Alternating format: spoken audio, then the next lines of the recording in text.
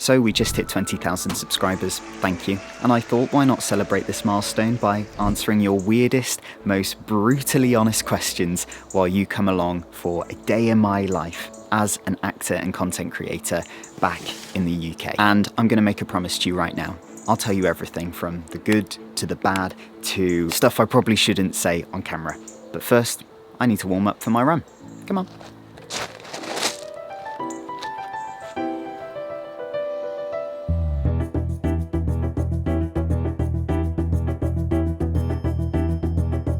Okay, so the first question is from Ryder Bear.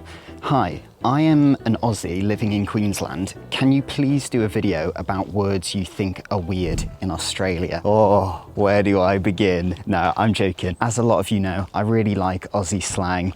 It's great, especially as an actor. You know, I try to really enjoy all words of all kinds. So I've never heard the word docket in my life living in the UK. When I first came to Brisbane, one of the first words that I ever heard that I didn't understand was docket. I had no idea what that meant. It just seems completely opposite to, you know, receipt. Another one that completely blew my mind was spider for an ice cream float, basically is what we would call it in the UK. The next question is from Navindu. I'm so sorry if I'm butchering any of these names. Hi there, I'm the guy who slid into your email recently. Hello. What are some things to do immediately when you move to Australia? And I want to know about the job market there in Australia. Like, is it easy to find jobs and how long will you have to be unemployed after moving there? Okay, great question. I would say as soon as you get there, as long as your visa allows you to do so, make sure you get your TFN. Your TFN is your tax file number. And then it's really important that you basically pick a city or town that you want to live in Australia that you could see yourself being in for a while. Jump on to the rental market immediately, right? Start going to viewings immediately. Look at that plane. The job market, now you're kind of asking the wrong person because I am an actor and a content creator. I do see a lot of foreigners move to Australia and they apply for loads of jobs. Within a few months, they've got a job. But nothing in this life is guaranteed, so I would honestly make sure that you've got a really nice little nest egg tucked away that you've saved up. Also, I do just want to say a proper thank you for the 20,000 subscribers. You've made the kid version of Sam very happy, and it's just really fun to have a lovely community of people like you who, you know, are subscribing, watching, following along, commenting. All of that is so good, so thank you. Right, I've been walking around all these country lanes. I am going to go for my 5.9 mile training run now. Let's go.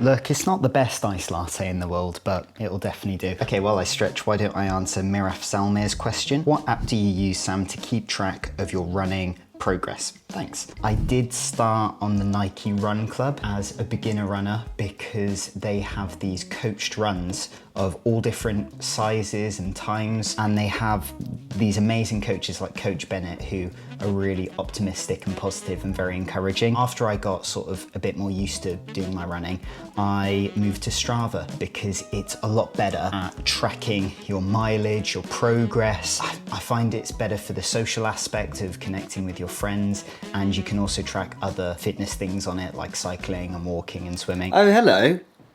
Didn't notice you there at all. I'm just doing some work. It's not like I set up this camera. Okay, so Akash asked, I'm planning to immigrate to Melbourne for Masters of Data Science. Wow, that's very impressive. Could you please give an idea of the job market right now? Now, this is coming from an actor who hasn't touched the job market since he was about 18 years old, applying for cafe jobs just to support my acting career. It's like a lot of places, right? It's always going to be competitive. You sound like you're a really hardworking person. So especially if you're immigrating to Melbourne to study, I'm sure that you will have a whole cohort of incredibly intelligent people around you who can give you much better advice than this random guy on the internet. I hope that helped. Next question, Azo asked, sorry if you've already answered this, I only loosely follow you. What AFL team do you go for? If you took me to a game, I would be going for the Brisbane Lions. The reason being, my wife's from Brisbane, it's my favourite city, and it's also what a lot of my Australian relatives, it's the team they support. Musil asked, what's the main difference you noticed in Brisbane for the community? So the main difference that I found is that Queenslanders in Brisbane, they just seem so much more welcoming. And Brisbane is a very big city, especially compared to Little Cheltenham, which is a very small town. This is the population difference. I've heard that in like Sydney, it's quite difficult to make mates, but in Brisbane, it's way easier in my opinion. Try and make a mate as soon as possible because they're gonna introduce you to all manner of cool people, cool things to do, cool places. Bar-Headed Goose 2, great name, asked, how has your view on money and cost been affected by the move?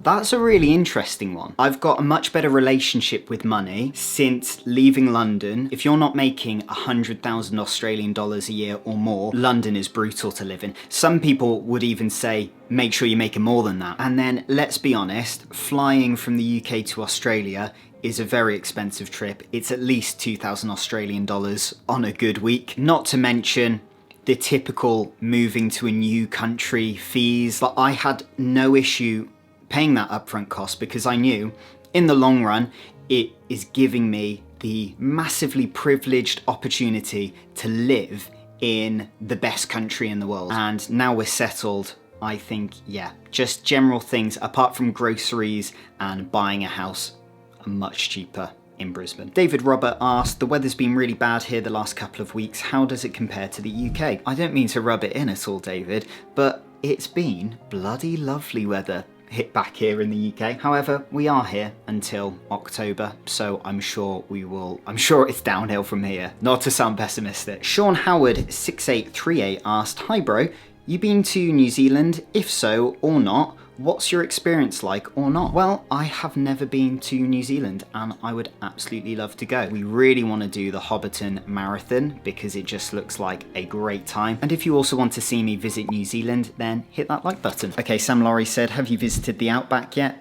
I own a caravan park in Outback, Queensland, and the tourist season is super fun. No, I haven't yet, mate, but I would absolutely love to. Next up, Trainhard68 said, yo, have you been to many beaches? If so, what is your favourite beach you have been to so far? My favourite beach I've been to is the one in Currumbin. Campbellmate Buddy said, do you like Falcons or Commodores? Honestly, mate, I'm going to have to pick my Toyota Yaris sedan. Next up, Tassie Oz Stephanie said, when are you visiting Tassie? Will you visit all the states to see the differences? 1000%. Again, kind of comes down to money and, you know, having the finances to do that, of course, but I absolutely will be visiting Tasmania. It's on the top of my list for the next place I want to visit. Next up, Aaron What Now asked, what's the hardest Australian accent word / slang you still find the hardest to understand? Honestly, every time I've heard a Aussie slang word I don't understand, I immediately ask the person what it is. Now, it's almost lunchtime, my tummy is grumbling. I often get asked how I create content so quickly, I stay productive and also have time for my acting career. And a huge reason for that, I have a clear system that I block into my calendar, but I also like to have a bit of caffeine as long as my sleep has been good because that helps me to stay focused. Something that I've gotten really into in the last year is Newtonic. It is the world's first productivity drink. They are not sponsoring me at all whatsoever, but I love this product so much that I needed to shout it out. And it's got loads of brilliant things in. They've just released this blue raspberry flavor. There is 0 sugar in it. It not only tastes gorgeous, but it helps me to lock in and actually get loads ticked off my to-do list. So I will leave a link for it in the description below. Okay, the moment of truth. Migo asked, what are some things that you really don't like about living in Australia? Everyone knows the good things, but what about the bad? What I don't like about living in Australia is being thousands and thousands and thousands of miles away from my family, my British family. Another thing I really don't like about living in Australia is how high the UV is. The vegetarian options in both supermarkets and restaurants is very slim. I know Coles and Woolies, they have a couple of freezers and a couple of fridges with some veggie stuff. It's really cool, but compared to the UK, it's absolutely nothing. Some people might watch my response to this question and you might grumble and go, well, if you don't like it so much, then why did you come here in the first place? But look, when you move to any place, it's never gonna be perfect and there's always gonna be things that you're not going to like. So those would be mine. The Chromebook player asks, opinion on Vegemite. I like it, but I still prefer Marmite. There's a few from Fishing Urban Ontario. They asked, can someone commute between Sunshine Coast and Brisbane for work every day? Madeline, can they? Yeah, they could, in theory. It would take them like maybe an hour. Depends where in the Sunshine Coast they are. Yeah, true. But there's a direct train from the Sunshine Coast to Brisbane City. They also asked, I'd like to know exactly how passive-aggressive Australians would be when compared with Brits or Canadians. Well, I wouldn't be able to answer the part about Canadians, but when compared with Brits, everyone can be passive-aggressive to some point, but generally the vibe I get from Queenslanders, they're not passive-aggressive, they're very open, they're very welcoming, treat you like family, and they're very kind people, and if they've got something to say to you, they'll probably let you know, whether it's good or bad. And the last one, this is a dicey one. Did people put a lot of pressure on your missus not to date/marry you because you were a foreigner? So did they? I would say no. I used to joke with my family all the time that I was gonna marry a British man. So I feel like in that, no, like none of my family put any pressure on me not to date or marry you. Bye. So while I'm answering some of these questions, I actually need to do some actor work today, and that is write a couple of new scenes for my showreel. The second most important thing is your showreel. It's equivalent to an artist's portfolio, where for about 1 minute 30 seconds to 2 minutes max, you will have a few different clips showcasing your acting. A lot of actors, when they leave drama school or university, they'll think they have to go to one of these really expensive showreel producing companies where they've got all these big cinematographers and audio operators and video editors, and they'll pay like thousands of pounds for a showreel scene. And the thing is, if you've got a half decent camera like an iPhone, if you can afford a somewhat decent microphone and you've got something like iMovie, you can literally do it yourself. And as I've got quite a lot of experience with video and editing and audio, I'm gonna make my own one. But first, I need to write my own scene.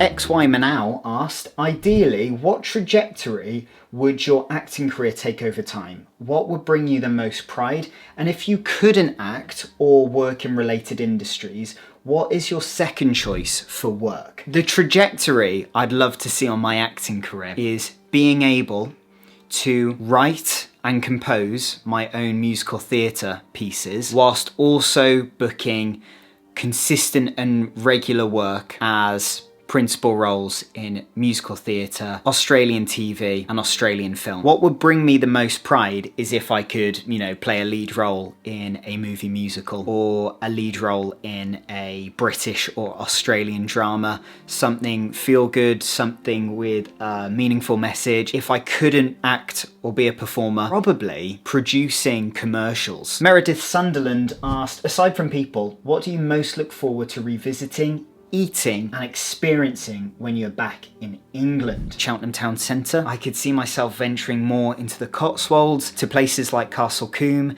and Bourton-on-the-Water, just really picturesque little Cotswold villages. In terms of eating, I'm really excited to go to a few restaurants that do really good veggie burgers and veggie food, like there's a place called Holy Cow, and experiencing, I really want to go to Alton Towers, which is this massive theme park. I've been quite a few times over the course of my life, and it's just one of the best theme parks in the world. Cute animals everywhere, great username by the way, said, what was it like working in a theme park? Who was your character? So I'm not really allowed to say who my character was because the company I signed my contract with, there was an NDA, but working in a theme park in Osaka, Japan, COVID was happening, and I literally wasn't allowed to go back and see my family unless I wanted to quit my job.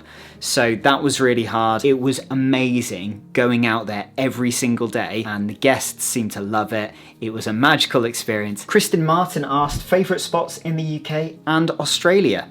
Amazing question.